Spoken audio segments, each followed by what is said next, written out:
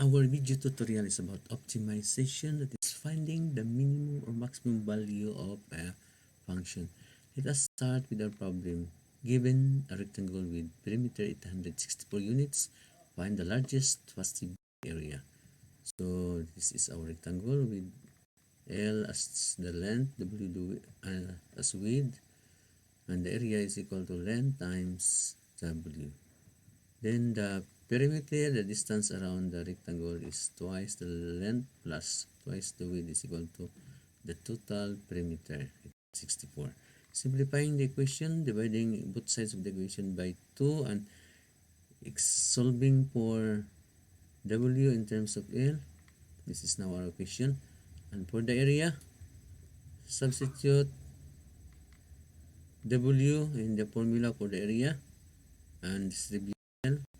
So this is now our function of the area in terms of the length L. Differentiating this equation with respect to L. So this is 432 minus 2L, and equate this to 0 because the maximum value of the function occurs at the highest point. At the highest point, the tangent line has slope equal to 0. E prime of L represents the slope of the tangent line. Solving for this equation, solving for L, where the length is equal to 216 units. Substitute this value of L in this equation.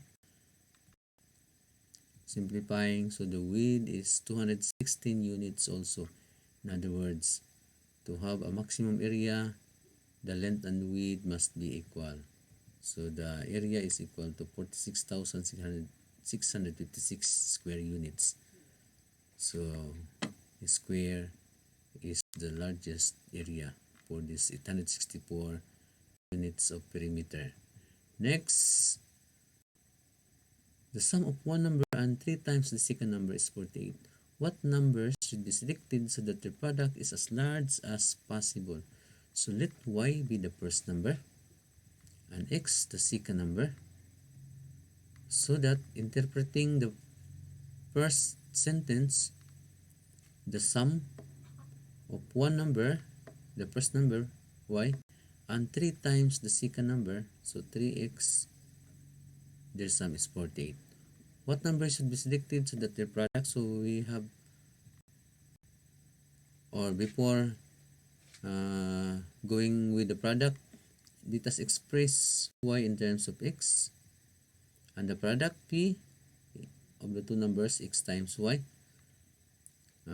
Substitute y with this value, and this is now our function of p in terms of x.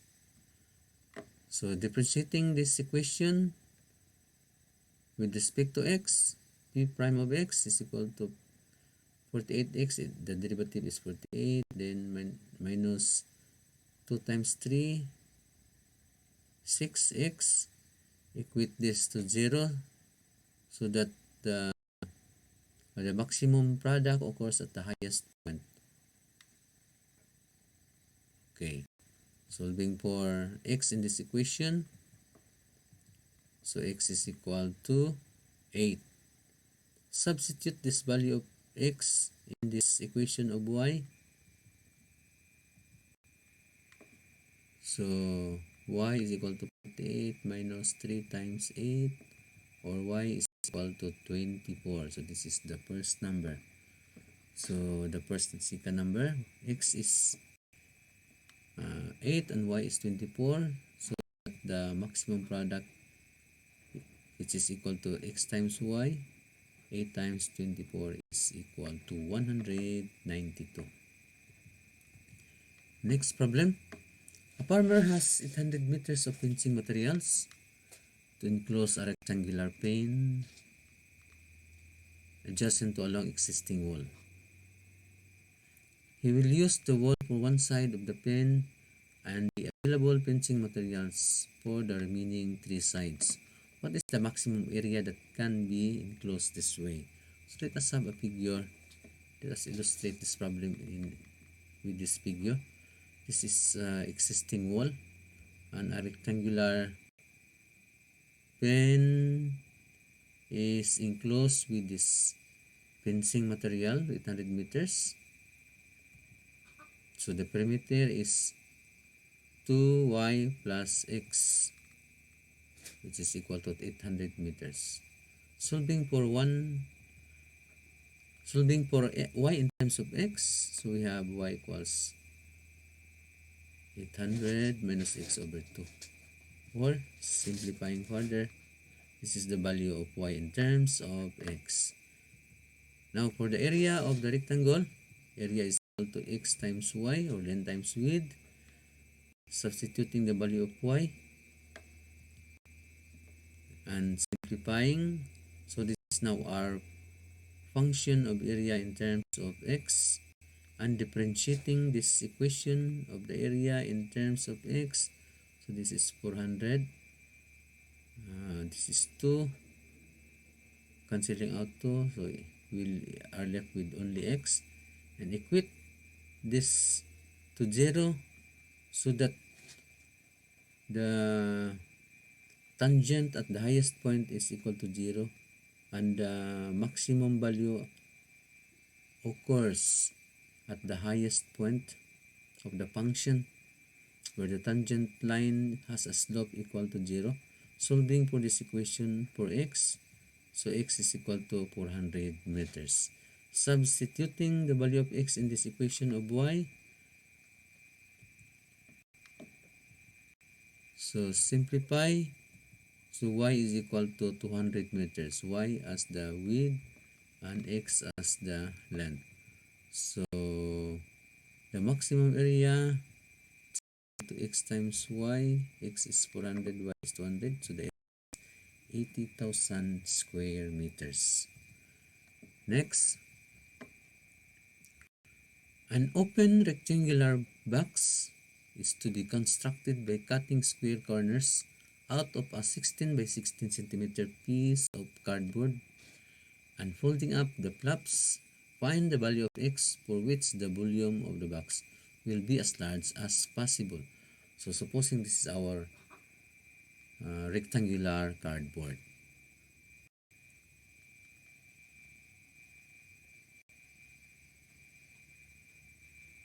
Right, piece of cardboard 16 by 16. Then we are going to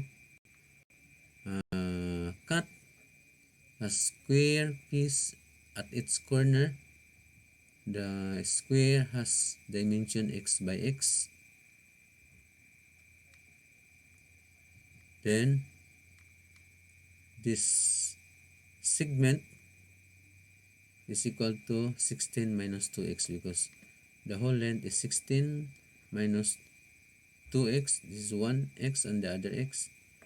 And the other side also, this segment, this length is 16 minus 2x.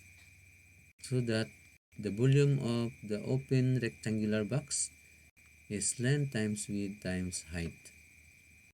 So the length is 16 minus 2x and the width is 16 minus 2x times the height is x.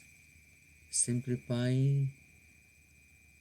and we have here the equation for the volume in terms or as a function of x. Differentiating this equation of volume with respect to x, we have this 2 times 64, 128, 3 times 4 is 12, x squared, and equating this to 0 and solving this equation for x, dividing each term of the equation by 4, and it is reduced to this equation. Solve this equation using quadratic formula. So simplifying, extracting the roots. One value is 8. 8 is not included in our solution for the problem because this is too large dimension. We have here x equals 2.67 centimeters is our allowed value for the height of the box, the dimension of the square cut from its corner. So the height of the box is 2.67 centimeters, and this length is equal to 16 minus 2x, or substitute x, which is 2.67. Simplify, and the length is 10.66 centimeters. So they have the same length. So the volume this time of the open box is length times width times height. The length and width are equal. The height is 2.67, so the volume is equal to 303.41 cubic units. Next problem. A 10-meter wire is cut into two pieces. One piece is used to form a circle. The other to form a square. How should the wire be cut so that the sum of the areas of the circle and the square is a minimum? So supposing this is a square with dimension x by x, and a circle with radius r, so that distance around the circle is equal to the circumference, which is equal to 2 pi r, and the total perimeter of the two pieces is equal to, for the square its perimeter is 4x, for the circle it is 2 pi r, or circumference of the circle, and it should be equal to 10 meters because the wire has a length of only 10 meters. Simplifying the equation, solving for r, transfer for x to the right, and dividing each term by 2, and solving for r, we have this expression for the radius in terms of x. Next, the total area, the area of a square and the area of the circle. The square area is x squared, the circle is pi r squared. Let us express this equation in terms of only one variable x, so replace r with this value. So pi square, cancel out pi, there's still one pi below or at the denominator, squaring the numerator, and simplifying the fraction, or combining into a one fraction, then simplifying further, combining similar terms. So this is now our equation of the area as a function of x. Differentiating this equation of area with respect to x, so this is now our derivative of the area with respect to x. Equate this to 0 because the maximum value occurs at the highest point of the graph of the function, where the slope of the tangent line at the highest point is equal to 0. A prime of x represents the slope of the tangent line. And solving this equation for x, you can eliminate pi by multiplying the whole equation by pi. And solving for x, distribute 2 in its term. Solve for x, simplify, so x has a value of 1.4 meters. Okay, next, the radius is equal to 5 minus 2 times x, which is 1.4 over pi. Simplify, it is equal to 0.7 meter. So the square has this perimeter 4 times x, 4 times 1.4, and the circle has the circumference 2 pi times r. So the circumference is this one, so the total is 10.0 meters, exactly the length of the wire. Maximum area, the sum of the area, or rather minimum area. So the sum of minimum area of square and circle is equal to x square plus pi times r square reduce r. So the minimum area is equal to 3.5 square meter. Next, a rectangle with a fixed perimeter of 64 units is rotated about one of its sides, thus sweeping out a figure in the shape of a right circular cylinder. What is the maximum volume of the cylinder? So we have here a rectangle. It is being rotated on one of its sides so that a right circular cylinder is formed. So this is now the cylinder. The dimension of the rectangle is x by y. It is rotated in such a way that it sweeps a figure in the form of a right circular cylinder. Next, the perimeter of the rectangle is 2x plus 2y is equal to 64. Simplifying this equation, dividing its term by 2, and solving for y in terms of x, then the volume of the cylinder is equal to the area of the circle times the height, but our radius is x and height is y.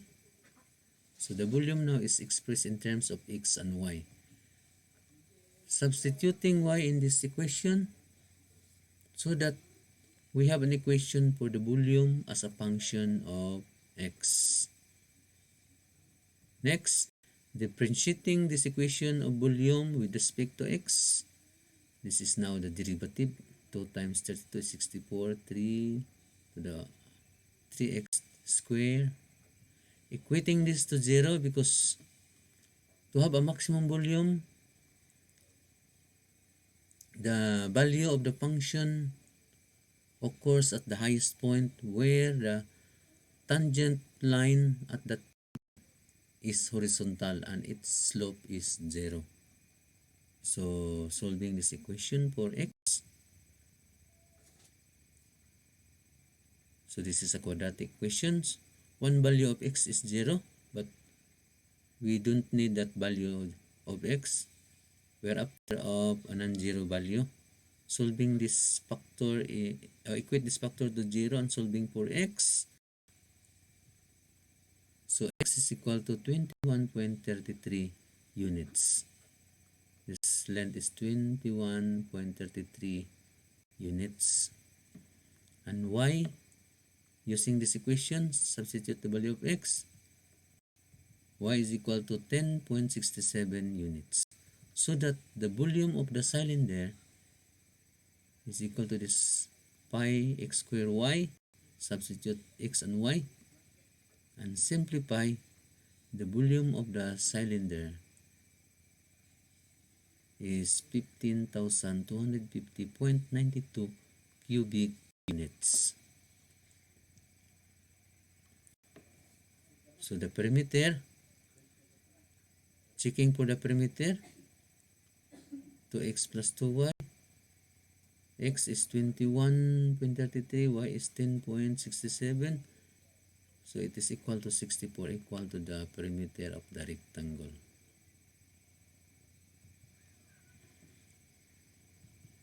Next, the length of the hypotenuse of a right triangle is 10. Find the lengths of the other sides when the area is maximum. So let us have this right triangle. The hypotenuse is 10 units. We do not know the other sides of the right triangle. So by Pythagorean theorem, x squared plus y squared equals the square of the hypotenuse. Solving for y in terms of x, so y is equal to square root of 100 minus x squared. Next, it involves the area of a right triangle. Area is 1/2 base times height, or the base is x, the height is y. Substitute y with this value. So we have now the area of the right triangle in terms or as a function of x. So differentiating this equation of area with respect to x, so this is now our derivative of the product, since this is product. So x times derivative of square root of 100 minus x squared, so this is the derivative plus this square root times derivative of x, which is 1. Cancel out what is common factor. So this is now the derivative, and equate this to 0. And solving for x in this equation, we can eliminate 1/2 or 2 by multiplying the whole equation by 2. Then we still have to eliminate the square root symbol. Multiply the whole equation by the LCD, so that we come up with the simplified form of the equation, and solve for x. Combine similar terms, solve for x. So x is equal to 5 square root of 2 units. Then the value of y, from this equation, substitute the value of x, simplify, and extract the square root. Y is also 5 times square root of 2 units. In other words, x and y are equal.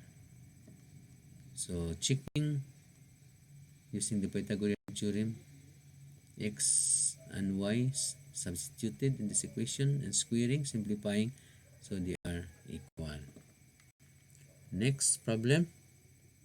So the area of the right triangle, substitute in the formula, x and y, 5 square root of 2, then the area is equal to 25 square units. Next, a rectangular field is to be enclosed by a fence and divided into 3 lots by fences parallel to one of the sides. Find the dimensions of the largest field that can be enclosed with 800 feet of fencing. So this is a rectangular field. The dimension is x by y, and it is divided into 3 lots equally. So the perimeter of this rectangular field, there are 2x opposite sides. There are 4 y, so 1, 2, 3, 4. 4 lengths equal to y, and the whole perimeter is equal to 800. Simplifying this equation, dividing each term by 2, and solving for y in terms of x. So this is now our equation for y in terms of x. For the area of the rectangle, that is length times width, or x times y, substituting the value of y with this from this equation and simplifying. So this is now our function of the area of the rectangle as a function of x. So let us get the derivative of the area in terms of x, so that we can maximize the function, or we can determine the maximum value of the area, and equating this to 0, and solving for x in this equation. Simplifying, we have only x, so solve for x. X is equal to 200 feet. The value of y from this equation, substitute the value of x, 200 divided by 2, 100. So y is equal to 100 feet. So this is now the dimension of the rectangle. And the area is x times y, 200 times 100, or 20,000 square feet. Next, a Norman window is constructed by adjoining a semicircular window to the top of a rectangular window. If the perimeter of the window is to be 16 feet, find the dimension so that it admits the greatest amount of light possible. So this is the appearance of a Norman window. This is a semicircle or half of a circle on top of the rectangular one. The perimeter of the window is 16 feet. That means the distance around is equal to 16 feet. So this portion being a semicircle, so this distance is x, so this distance is the radius, which is equal to x also. So r is equal to x. The circumference of the circle, its formula is 2 pi r, half of the circumference, so divide this by 2. So the distance, half of the circle, is pi r, and this r is equal to x. So in terms the half of the circumference in terms of x is equal to pi x, and the perimeter of the rectangle is twice this is 2x, plus there are 2 y's. So this is 2x plus 2y, and the length of the semicircle pi x, so that the total perimeter of the rectangle plus half of the circumference of the circle is 16 feet. So from this equation, let us simplify, dividing each term by 2 and solving for y. So y is expressed in terms of x. Now, for the area, this is area of half of the circle, pi r square over 2. But r is equal to x. So the area of the half of a circle in terms of x. The area of the rectangle is length times width. So 2x times y.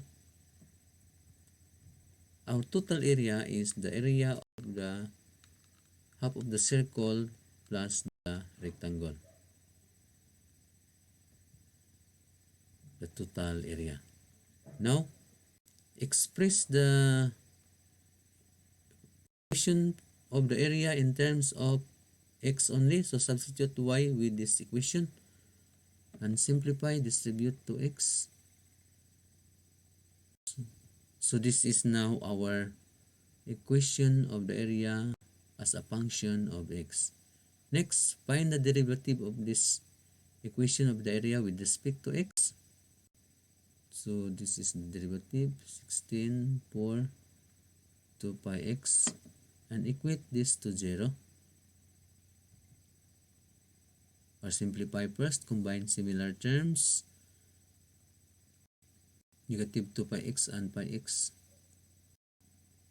and equate this to 0. Then solve for x. Simplify, solving for x. So x is equal to 16 over 4 plus pi. Next, let us solve further. For y, after we obtain the value of x, let us substitute the value of x in this equation of y. Simplify, cancel out common factor, combine similar terms, combine the fractions with LCD 4 plus pi, combine similar terms or cancel out opposite signs. Then y is equal to 16 over 4 plus y. Its value in decimal is 2.24, and also x is 2.24 feet. So this is now the value of x and y, so that to check whether we got the correct perimeter, the length around the Norman window, we have 2x, there are 2 y's, plus half of the circle, pi x equals 16. Let us substitute x and y. So x is 2.24, y is 2.24 also. And simplify, combine. So this is almost 16 feet. They are equal. Okay. Next problem. Leopold is floating in his boat 2 miles from the straight shoreline of a still lake, standing at a location 4 miles from the point on the shoreline closest to Leopold is his beloved Amy. Leopold plans to row in a straight line toward the shoreline and then walk also in a straight line toward Amy. If he can row 4 miles per hour and walk 5 miles per hour, to what point P on the shoreline should he row and then start walking so that he gets to Amy in the shortest time? So let us illustrate this in a figure. Supposing this is Leopold in a lake, and this is 2 miles on a straight shore. So this length is 4 miles from the location of Amy to this point. So to what point P on the shoreline should he row? So if this is 4 miles and this is x, and this is 4 minus x, and this is the line segment where he is going to row to up to point P. So we have this triangle. The dimension of this triangle, x by 2, and the hypotenuse is equal to, by using the Pythagorean theorem, it is square root of x square plus 2 square. So this is the length of this side. Then we are going to determine the time in rowing and the time in walking. In P6, we have this equation, distance is equal to speed times time. Solving for time in this equation, so time is equal to distance divided by the speed. T1, the time in rowing is equal to distance. This distance is square root of x square plus 4 over the speed in rowing. He can row 4 miles per hour. Next, this time T2, the time in walking, this distance is 4 minus x divided by the speed in walking, which is 5 miles per hour. So the total time is T1 plus T2. This is substituting T1 and T2. This is now our equation of T as a function of x. T as the total time of rowing and walking.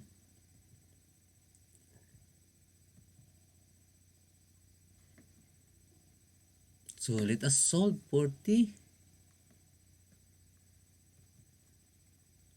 Okay, this is now our equation for the total time as a function of x. Differentiating this with respect to T. So we are differentiating a radical. This is now the derivative, and the derivative of this fraction. Simplifying, distribute the sign, cancelling out common factor. This becomes negative. And this is the simplified form of the derivative of the total time. We have to equate this to 0 so that uh, the maximum value of the function occurs at the highest point of the curve where the tangent line has a slope 0. Solving this equation for x, multiplying the whole equation by the LCD, which is 4 times 5 times square root of x squared plus 4. This is now the simplified form. Transfer the term involving x to the right and squaring both sides so that we will eliminate the square root symbol. Distribute 16 and solve for x. So extract the square root on both sides. Square root of x squared is x. Square root of 64 is 8 and square root of 9 is 3, or it is equal to 2.7 miles. So this distance should be 2.7 miles. If this is 2.7 miles, then Leopold can get to Amy at the shortest possible time. So that's enough.